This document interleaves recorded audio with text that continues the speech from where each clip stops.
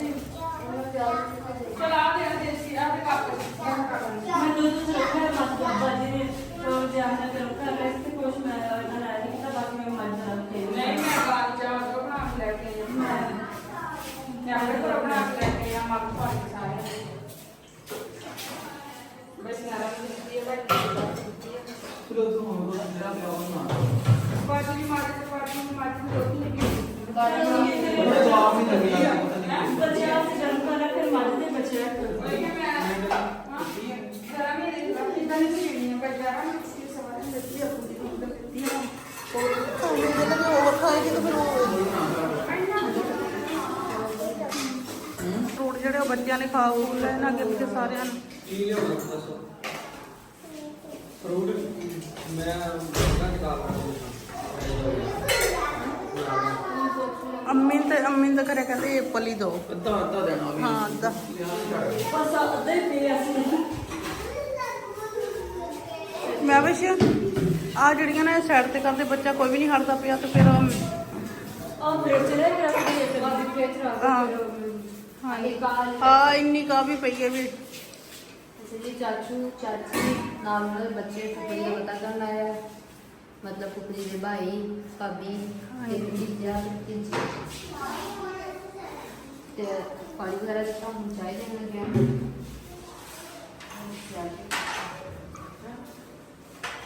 मैं क्या नाल ਆਹ ਗਲਾਸ ਗਲੂਸ ਉੱਧਰ ਰੱਖ ਦੋ ਨਾ ਇਹਨਾਂ ਨੂੰ ਮੈਂ ਪਾਣੀ ਫੇਰ ਦਿੰਦੀ ਹਾਂ ਨਾਲ ਲੱਗਦਾ ਮੇਰਾ ਦਿਲ ਇੱਕ ਫਰਸੀ ਪੱਖਾ ਇੱਥੇ ਚੁੱਕ ਕੇ ਰੱਖਿਆ ਹੋਇਆ ਨਾ ਮੇਰਾ ਸਿਰ ਕੱਲ ਦਾ ਬੜਾ ਦਰਦ पास बड़ी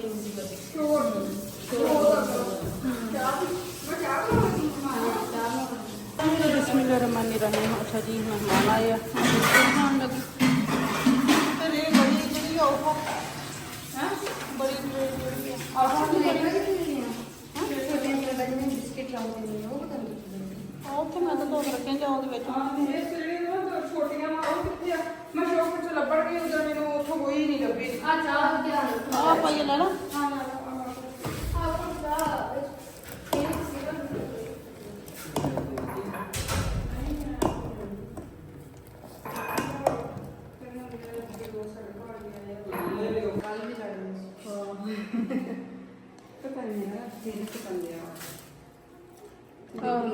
ਖੜੀ ਨਹੀਂ ਹੋਉਂਦਾ ਬੇਚੈਨੀ ਜੀ ਸਕੂਨ ਕੋਈ ਨਹੀਂ ਜਿਸਮ ਫੜਕਦਾ ਪਤਾ ਨਹੀਂ ਕੀ ਹੈ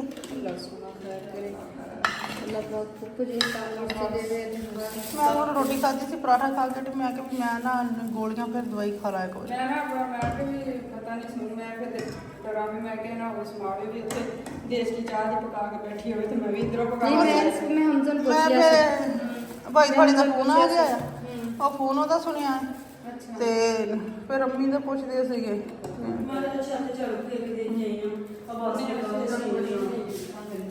ਫੋਨ ਉਹਨਾਂ ਨਾਲ ਗੱਲ ਕੀਤੀ ਫਿਰ ਆਪ ਕਿਚਨ ਲਾ ਗਈਆਂ ਆ ਸਾਡੀ ਜਿਹਦਾ ਜੁਦਾ ਅੱਗੇ ਪਿੱਛੇ ਨੂੰ ਕੀਤੀਆਂ ਐ ਤੇ ਜਿੱਥੇ ਜਿੱਥੇ ਆ ਬਰਤਨ ਜਿਹਾ ਚਾਰ ਨਿਕਲੇ ਸੀ कुछ का उधर पे इस तरह में कुछ उसकी कुछ पे ਹੈ ਮੈਂ ਕਿ ਚਾਚੂ ਆਇਆ ਤੇ ਫੁੱਫਾ ਨੇ ਅੱਖਾਂ ਭਰ ਦਿੱਤੀਆਂ। ਕੀ ਮੈਂ ਕਿ ਚਾਚੂ ਆਇਆ ਤੇ ਫੁੱਫਾ ਨੇ ਅੱਖਾਂ ਭਰ ਦਿੱਤੀਆਂ। बड़ा पैड़ा ਬਸ ਜੀ ਉਦੋਂ ਜਦੋਂ ਤਕੀਰ ਆਇਆ ਸੀ ਨਾ ਉਹ ਵੀ ਅੰਮੀ ਨੂੰ ਆਪਣਾ ਭਰਾ ਯਾਦ ਆਇਆ ਸੀ ਹਾਂਜੀ ਭਰਜਾਈ ਦੇ ਭਰਾ ਤੇ ਮਾਮੂ ਵੀ ਘਰ ਬੈਠੇ ਮੈਂ ਤਾਂ ਮਾਮੂ ਨੂੰ ਕਿਹਾ ਮਾਮੂ ਅੰਮੀ ਉੱਠੀ ਆ ਜਾ ਅੰਦਰ ਤੁਸੀਂ ਆ ਜਾਓ ਫਿਰ ਮਾਮੂ ਵੀ ਆ ਗਿਆ ਮਾਮੂ ਵੀ ਪਰੇਸ਼ਾਨ ਬੈਠਾ ਸੀ ਮਾਮੂ ਜਦੋਂ ਮੈਂ ਰਾਤੀ ਆਈ ਹਾਂ ਤੇ ਬੈਠੇ ਸੀ ਜਾਗਦੇ ਕਿੱਦਾਂ ਮੇਰੀ ਫੁੱਫਾ ਮੈਂ ਕਿਹਾ ਹਾਂ, ਅੰਮੀ ਮਾਮੂ ਜਦੋਂ ਆਪਣੇ ਭਰਾ ਵੱਲ ਦੇਖਦੀ ਨਾ ਇਧਰ ਦੇਖ ਕੇ ਥੱਲੇ ਰੱਖਾਂ ਭਰ ਜਾਂਦੀਆਂ ਥੱਲੇ ਨੂੰ ਮੂੰਹ ਕਰ ਲੈਂਦੀ ਮੈਨੂੰ ਪਤਾ ਚੱਲ ਗਿਆ ਸੀਗਾ ਬਥੇਰਾ ਰੋਕਿਆ ਆਪੂ ਨੂੰ ਨਾ ਭਰਾ ਇਹਨੇ ਬੜੇ ਨੇ ਮਾਮੂ ਦਾ ਦਿਲ ਉਧਰੇ ਪੈ ਜਾਣਾ ਨਹੀਂ ਅੱਬੂ ਨੂੰ ਮਾਮੂ ਨੂੰ ਕਿਉਂ ਨਹੀਂ ਆਉਣਾ ਉਹ ਆਪਣੇ ਏਦਾਂ ਆਪਣੇ ਭੈਣਾਂ ਭਰਾ ਦੇਖੀ ਤਾਂ ਦਿਲ ਨੂੰ ਕੁਛ ਸਕੂਨ ਵੈਸੇ ਆਪੂ ਫੁੱਫਾ ਜੀ ਨੂੰ ਪਤਾ ਚੱਲ ਜਾਏਗਾ ਤੁਸੀਂ ਨਾ ਆਓ ਮੈਂ ਜਾਣਾ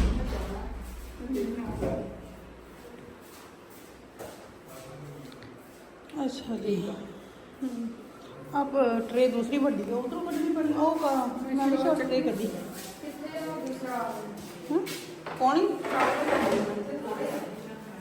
ਕੱਪ ਇਹਦੇ ਵਿੱਚ ਆ ਇੱਕ ਜਿਹੜੀ ਦੇਸਕੀ ਹੈ ਨਾ ਪਤੀਲੀ ਇਹ ਰੱਖ ਕੇ ਆਉਣੀ ਉਧਰ ਇੱਥੇ ਕਾਲੀ ਆ ਇਹ ਹਰ ਚੀਜ਼ ਕਾਲੀ ਕਰਦੀ ਆ ਆ ਪਤੀਲੀ ਇੱਕ ਰੱਖ ਕੇ ਆਉਣੀ ਉਸ ਕਿਚਨ 'ਚ ਇਹ ਧੋ ਲਈਏ ਇਹ ਤੇ ਸਾਰੇ ਬਰਤਨੇ ਕਾਲੇ ਕਰਦੀ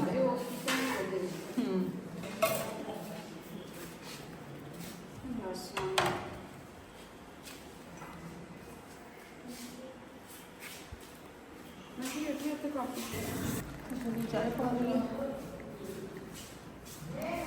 ਦੁੱਖ ਤਾਂ ਸਾਨੂੰ ਪਤਾ ਨਹੀਂ ਸਾਡੇ ਪਿਤਾ ਜੀ ਨਹੀਂ ਬਾਜੀ ਸਾਰਾ ਮੇਰਾ ਨਿਕਾਲਿਆ ਮੁੰਡਾ ਤੇ ਕੰਮ ਕਾਜ ਕਰ ਸਾਰਾ ਇਹਨੇ ਚੁੱਕਣ ਚੁੱਕੇ ਆ ਹੁਣ ਮੈਂ ਕੀ ਆਖਾਂ ਮੈਂ ਕਰਦੀ ਹਾਂ ਮੇਰੇ ਕੋਲ ਨਹੀਂ ਨਾ ਹੁੰਦਾ ਮੈਂ ਕੀ ਕਰਾਂ ਅੱਲਾ ਮੇਰੀ ਜਿੰਨਾ ਕੋਈ ਕਰ ਸਕਦਾ ਸਾਰਾ ਹੀ ਕਰਦੇ ਇਹ ਨਹੀਂ ਵੀ ਇੱਕ ਬੰਦਾ ਕਰਦੇ ਪਏ ਇਹ ਬੰਦਾ ਕੰਮ ਮੈਨੂੰ ਕੋਈ ਹਾਂਜੀ ਜਿਹਦੇ ਵਾਸਤੇ ਇਕੱਠੇ ਹੋਏ ਉਹਨੇ ਕਦੀ ਕਿਸੇ ਨਾਲ ਚੰਗੀ ਮਾੜੀ ਨਹੀਂ ਕੀਤੀ ਅੱਲਾਹ ਤਾਲਾ ਹਾਂਜੀ ਸ਼ਿਫਾ ਦੇਵੇ, ਤੰਦਰੁਸਤੀ ਦੇਵੇ।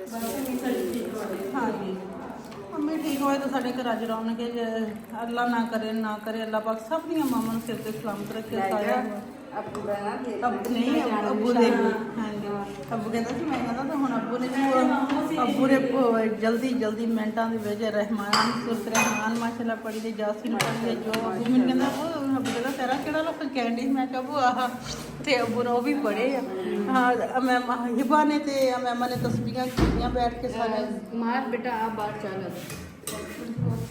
बथेरी है वो लगी डी चल हाँ हाँ चाय को काम कर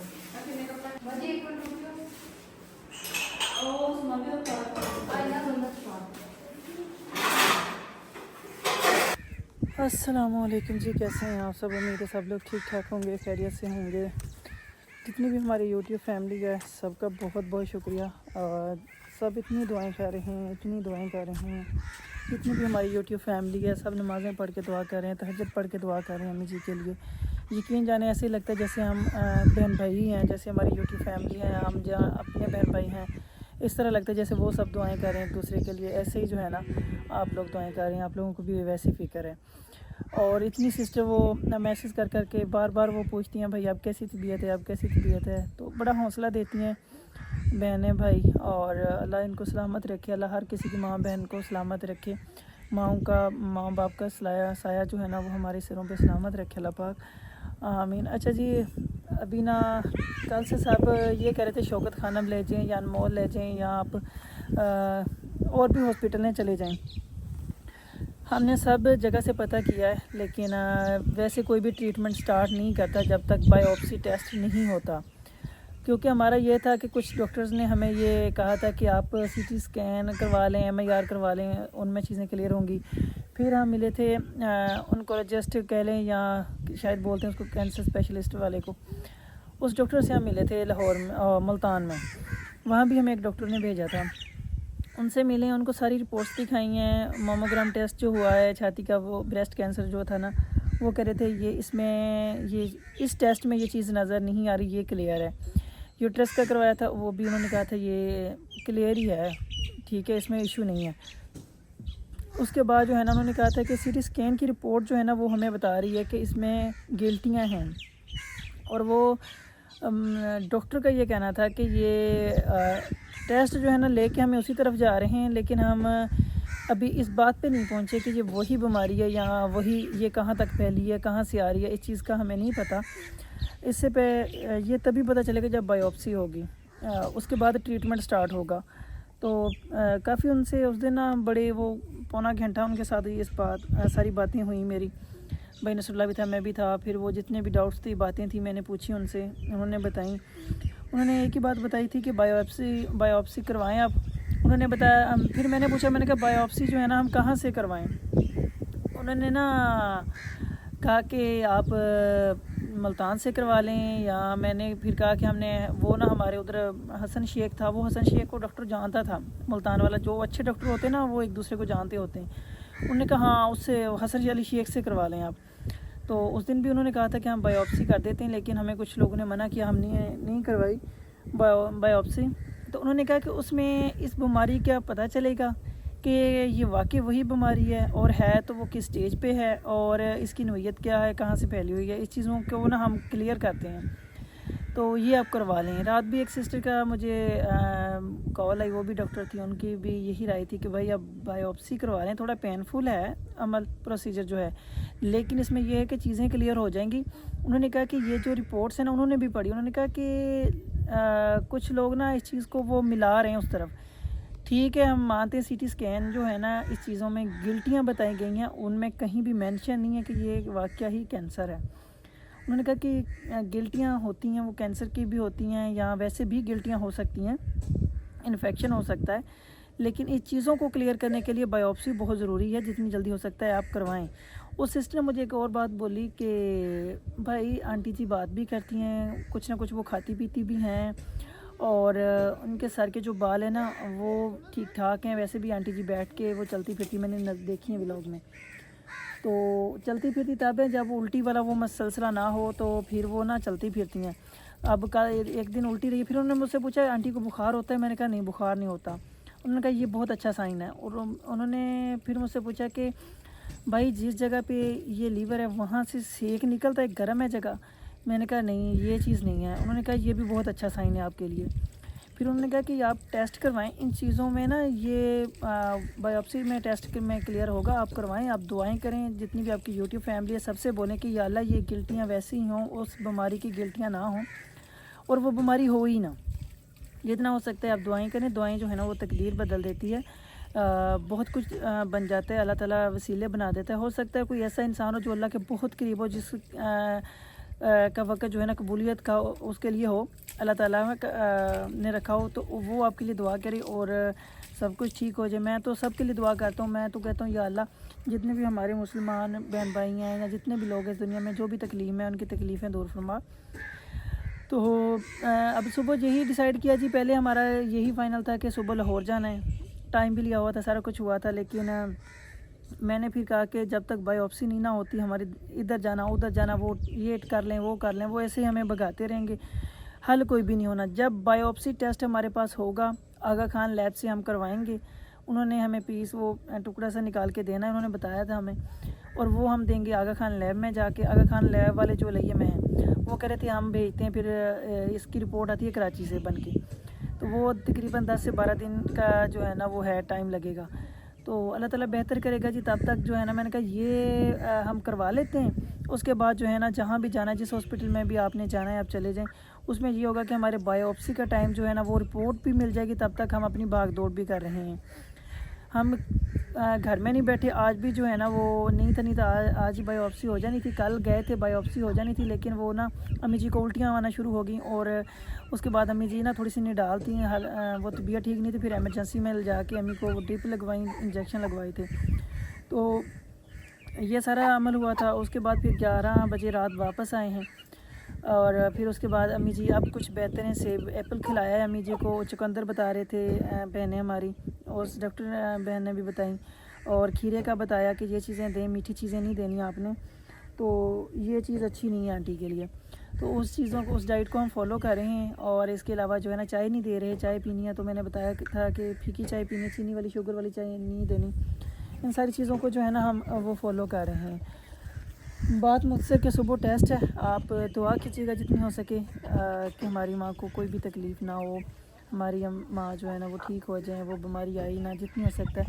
आज एक जानवर ज़िबा किया है, सब कह रहे थे भाई आप ज़रूर अमल करें, ये भी किया है, अम्मी जी का हाथ लगवा के वो किया है। और उसके बाद जो है ना पढ़ाई भी कर रहे हैं, सुबह से अबू जी भी कर रहे थे, बच्चे भी लगाए हुए हैं वो भी कर रहे हैं, समीरा भी कर रहा है, अदन कर रही है, सारे बच्चे जो है ना वो कर रहे हैं, आइबा बैठी हुई थी सुबह से कर रहे हैं। बाकी ये चीज़ है। और बहनें कह रही थी कि आंटी जी को सुकून का वाला माहौल दें। देखिए जी अम्मी जी जैसे वो खुश रहती है ना उस तरह हम रख रहे हैं। इन्हों की कर लगा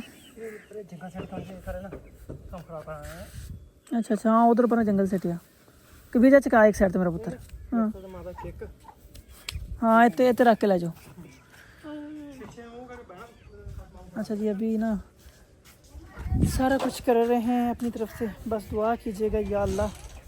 मैं तो झोलियाँ उठा के दुआ करता हूँ या अल्लाह हमारी माँ को ये बीमारी ना है। मैंने तो मन्नतें मानी हुई हैं, 100 कुरान पा के मन्नत मानी है कि मैं मस्जिद में भेजूँगा मेरी माँ ठीक हो जाए। मैंने बकरे माने हुए हैं कि हम खैर करेंगे, मिलाद करवाएंगे, माँ है ना, माँ का जिस तरह माँ बच्चों का दुख नहीं ना देखती, बच्चों से भी माँ का दुख नहीं देखा जाता।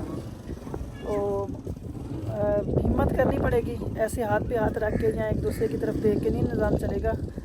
इस बीमारी से लड़ना पड़ता है और इसका मुकाबला करना पड़ता है, वही जीतता है इससे। तो इंशाल्लाह बस मेरी यही दुआ है सबसे कि दुआ करें ये बीमारी ना आए, ये बीमारी ना आए। और उस सिस्टर डॉक्टर ने मुझे बड़ा हौसला दिया, उन्होंने कहा कि ये ना अच्छे साइन है जो आपने जितनी भी चीज़ें बताई हैं, इंशाल्लाह अल्लाह बेहतर करेगा। टेस्ट करवाएं, उसके बाद फिर इंशाल्लाह सारा देखेंगे क्या होता है।